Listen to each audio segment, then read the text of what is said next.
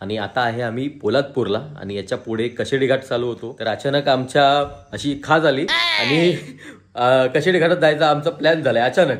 तर आता सगळ्या मित्रांना उठवूया. चला उठा. चल तू बोललेलंच मागाशी येणार आहेस. नको ऐक ऐक ऐक.